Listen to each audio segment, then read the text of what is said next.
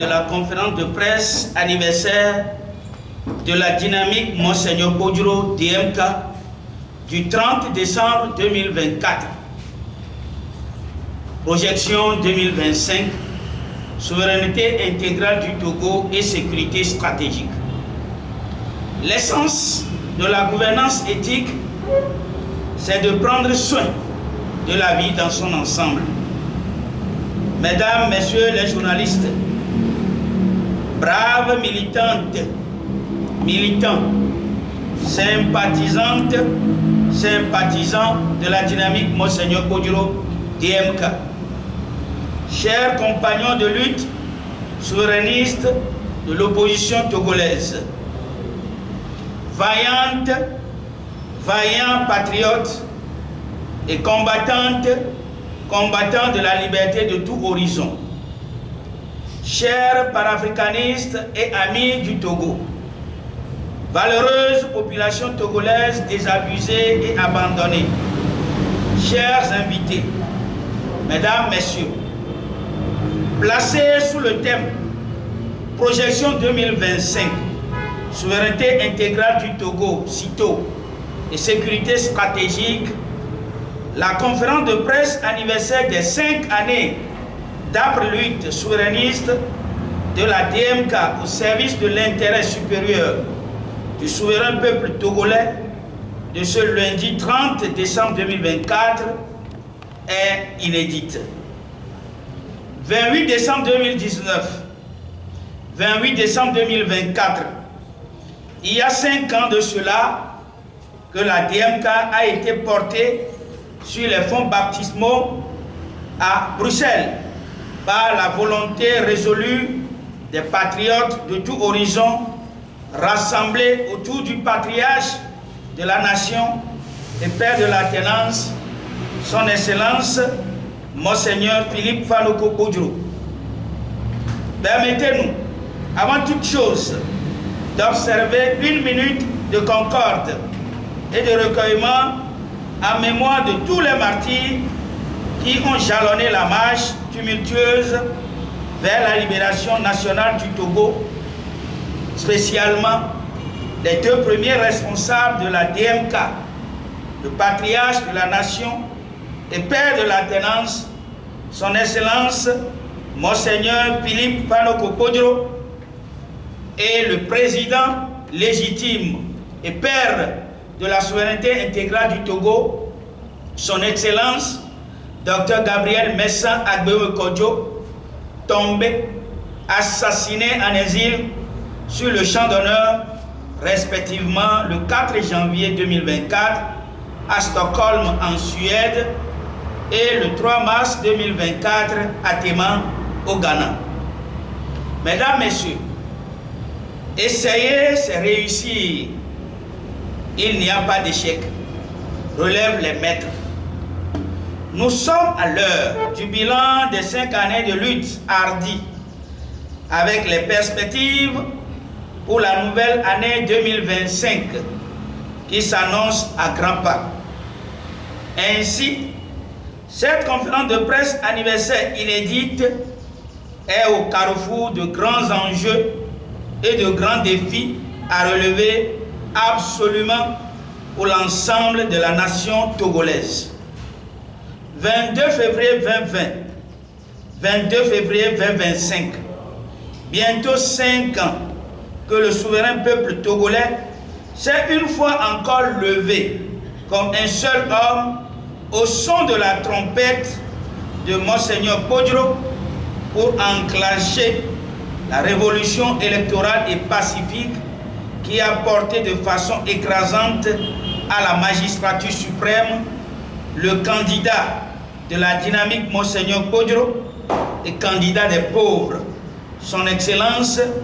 Dr Gabriel Messa Agbewe Kodjo, conférant ainsi la légitimité et la souveraineté à la DMK. La date du 22 février 2020,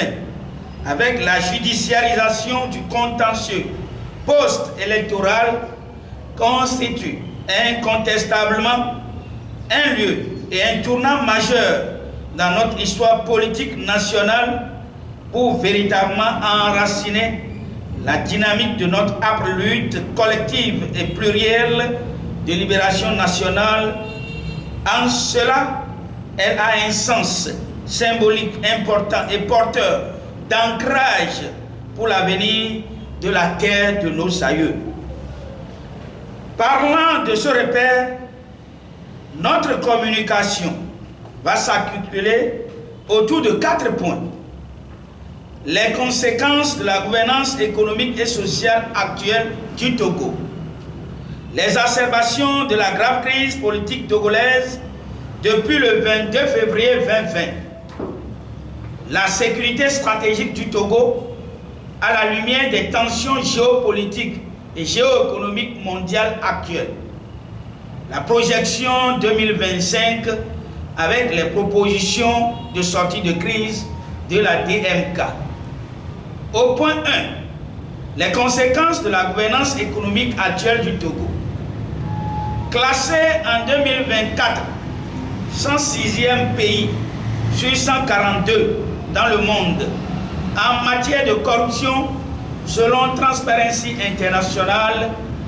la gouvernance kakistocratique incarnée par la dictature militaro-clanique néocolonialiste multidécennale des Gnassingbé se caractérise par une prédation féroce des richesses nationales dont une bonne partie, or, diamants, pétrole, terres rares notamment, n'est pas comptabilisée au trésor public, transformant le Togo en une plateforme de la haute criminalité internationale qui spolie les Togolais de leur avoir et droits naturels de naissance, les privant de leur félicité par droit de naissance, ne leur offrant aucune perspective d'avenir et les condamnant à l'enfer de la misère et des souffrances dans un quotidien de cherté insoutenable de la vie. La période des fêtes de fin d'année, spécialement de Noël, où les familles se réunissent, où les amitiés se ravivent et où l'esprit de générosité s'épanouit, est celle qui a été choisie le 24 décembre 2024 par les prédateurs coalisés pour une fois de plus maquiller avec cynisme leur prédation ignominieuse des ressources nationales sous des oripeaux de générosité que constitue la prime exceptionnelle de 60 000 francs CFA accordée aux fonctionnaires, au personnel de l'enseignement confessionnel et aux pensionnés de la caisse de retraite du Togo d'un montant de 7,85 milliards francs CFA, soit près de 20%, c'est-à-dire 1/5 du montant annuel dont tous les travailleurs togolais sont spoliés chaque année à travers les prélèvements de l'assurance maladie universelle AMU. Il est important de relever que depuis le 1er janvier 2024, l'AMU spolie de 120% de leur salaire annuel, soit plus d'un mois complet de salaire, tous les travailleurs togolais affiliés aux caisses sociales. Ce qui voudrait dire que le travailleur togolais travaille 12 mois, mais reçoit véritablement le salaire de moins de 11 mois. Sur la base du SMIC, qui est de 52 500 francs CFA, depuis le 1er janvier 2023, dans la réalité difficilement applicable, nous pouvons constater ce que représente véritablement pour le travailleur togolais de base en termes de préjudice de l'AMU, 10% de prélèvement sur le salaire de base, soit 5 250 fois 12 qui est égal à 63 000. La fameuse prime exceptionnelle de fin d'année qui n'est en réalité que la réparation d'un préjudice annuel par escroquerie de 120% des fruits de son dur labeur. Quel cynisme et mépris pour la vie des Togolais dont le bien-être importe peu le gang des conseillers togolais. Faut-il rappeler que la masse salariale du secteur public en 2024 est estimée à 321 milliards francs CFA contre une masse salariale du secteur privé en fin d'année 2023 de 64 315 milliards francs CFA selon l'association des grandes entreprises du Togo, soit une masse salariale totale de 385 315 milliards francs CFA. Force est de constater que la spoliation dont ont été victimes les travailleurs togolais avec les prélèvements de la MUR cette année 2024 est de 38 531,5 milliards francs CFA, soit 4,90 fois l'enveloppe globale de 7,85 milliards francs CFA de la fameuse prime exceptionnelle de fin d'année. Preuve est ainsi faite du drôle de renforcement du pouvoir d'achat des ménages, de promotion de la solidarité nationale et de vision plus large de construction d'un Togo résilient et inclusif que constitue cette manœuvre reptilienne des consiglières du RPT Uni et de leur chef de gang. Que dire de la gestion sur 10 ans de l'enveloppe financière de 109 593 milliards francs CFA de la FNFI, dont le crédit accordé aux populations ne se chiffre qu'à un peu plus de 1,8 milliard francs CFA. L'exemple par excellence de la prédation ignominieuse dont est victime notre pays aux dépens de son développement harmonieux et sa sécurité stratégique. Nonobstant les nombreuses ressources naturelles exportées par notre pays, comme l'attestent des données consolidées de diverses institutions sérieuses, ARIS, BAD, Banque mondiale, le PIB du Togo pour 2024 est de 9,66 milliards de dollars US, soit 6 077 milliards francs CFA, le plus bas de l'espace suédois. Malgré l'ampleur du terrorisme dans les pays du Sahel, Confédération des États du Sahel (CES), le PIB du Burkina Faso est de 20 320 milliards de dollars US. Celui du Niger est de 16 830 milliards de dollars US et celui du Mali de 20 900 milliards de dollars US. Et pourtant, l'économie de ces pays est tributaire du port autonome de Lomé, le 4e port de conteneurs d'Afrique et le premier en Afrique de l'Ouest subsaharienne, ce qui laisse transparaître réellement un grave problème de gouvernance économique dans notre pays. Notre économie locale est aux mains des étrangers, ce qui prive notre pays des ressources à même de renforcer le développement endogène, car transféré à juste titre dans leur pays d'origine par les entrepreneurs étrangers. À cela s'ajoutent les taxes toujours croissantes de l'OTR, dont celles prévues sur les transactions numériques en 2025 pour augmenter les recettes domestiques afin de réduire le déficit budgétaire. Tout ceci exacerbe la spoliation des populations toujours plus pauvres au fil des années. Les finances publiques sont actuellement critiques avec un déficit budgétaire élevé à 6,6% du PIB en 2023, d'où la spoliation cynique des populations à travers les manœuvres sordides d'augmentation des recettes domestiques, alors que nombre de recettes importantes liées à l'exportation de nos ressources naturelles ne sont pas enregistrées au niveau de la comptabilité publique nationale. Contrairement aux prévisions du 17 décembre 2024 du FMI, qui estime la dette publique du Togo à 68,8% du PIB, c'est-à-dire 3 707 milliards francs CFA fin 2023, elle est d'un montant global de 5 584 milliards francs CFA en 2024, soit 91,88% du PIB 2024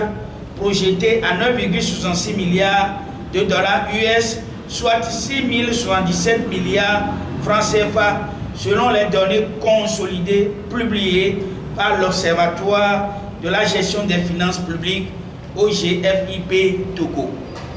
L'adoption par l'Assemblée nationale togolaise le 27 décembre 2024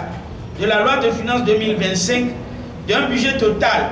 de 2396,590 milliards francs CFA est une imposture de plus et une caution de l'ignominieuse prédation et gestion kakistocratique du pays en raison du manque de transparence dans les recettes publiques et de la volonté délibérée de spolier les internationales. Sinon, comment peut-on comprendre les tasses sur les populations fort déjà paupérisées avec des impositions injustifiées au regard des ressources nationales exportées? La misère indicible des Togolais durant cette année 2024 est plus qu'ambiante devant le regard impassible, coupable, complice et méprisant des ennemis de la République qui ont fait le serment de punir le souverain peuple togolais pour avoir fait du 22 février 2020 le référendum de la souveraineté intégrale du Togo, refusant que le Togo soit la plaque tournante par excellence de la prédation ignominieuse de nos ressources et de la haute criminalité forage, les papiers d'autorisation des jeunes délaissés et qui veulent se chercher en conducteur de taxi-moto.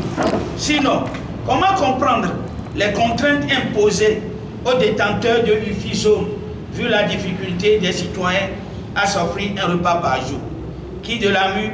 et des taxes sur les transactions numériques de la loi de finances 2025. 2. L'exacerbation de la grave crise politique togolaise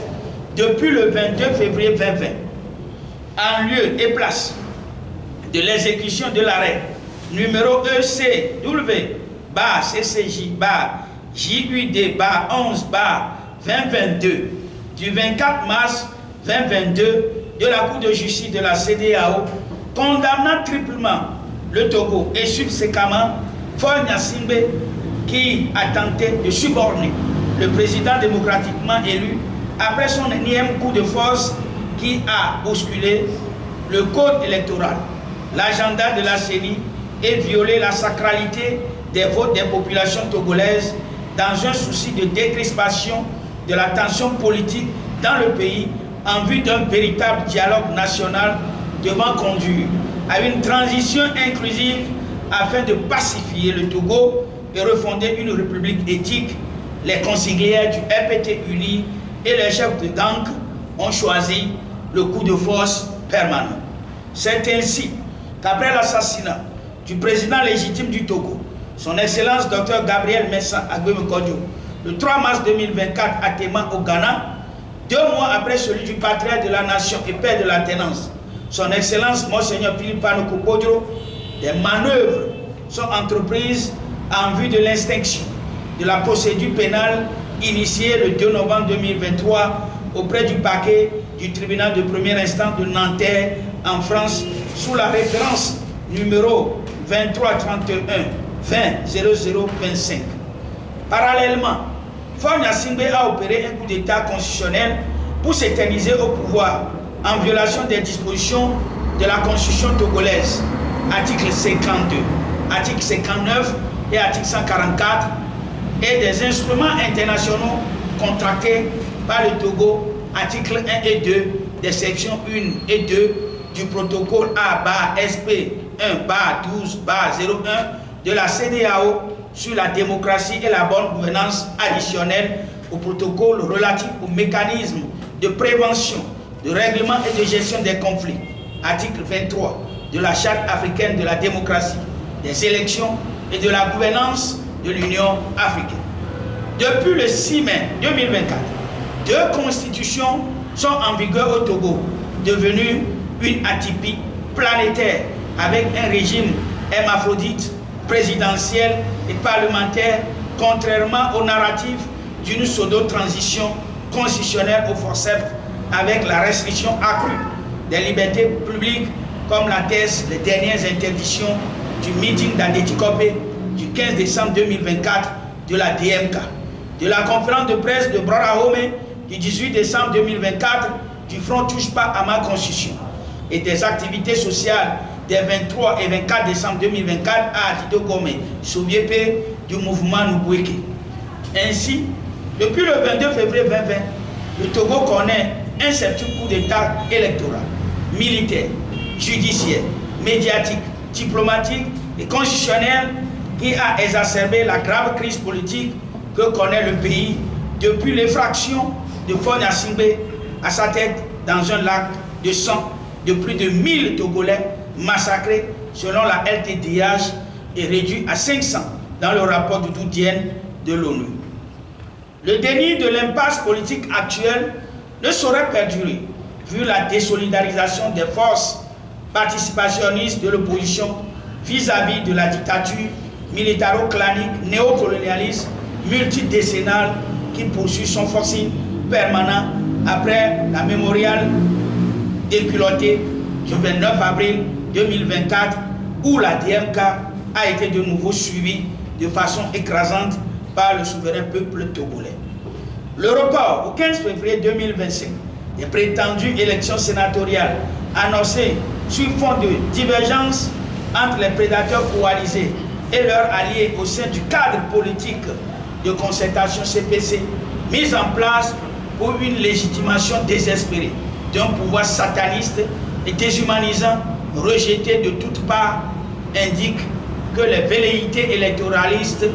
et de contrôle totalitaire du pouvoir ne sauraient encore perdurer. Les dispositions de l'article 150 de la Constitution du 14 octobre 1992 confèrent la responsabilité républicaine à toutes les forces républicaines de faire échec au renversement de l'ordre constitutionnel. Et plus que jamais, il urge que soit mis en place dans les meilleurs délais un large front de libération nationale pour sauver le Togo en 2025. La dynamique Monseigneur Podjoro a fait connaître à l'opinion nationale et internationale qu'elle n'a pas que composé de politiciens ou politiciennes, mais également des hommes et femmes d'État qui pensent aux générations présentes et à venir, se préoccupent quotidiennement de leur sort. Ils mènent donc la lutte pour les préserver des tortures, des assassinats crapuleux, des crimes odieux, de la souffrance et de la misère qui ne doit plus continuer sur la terre de nos aïeux. C'est ici le lieu pour nous de faire mémoire de James Freeman Clark. Je cite, « La différence entre le politicien et l'homme d'État est la suivante.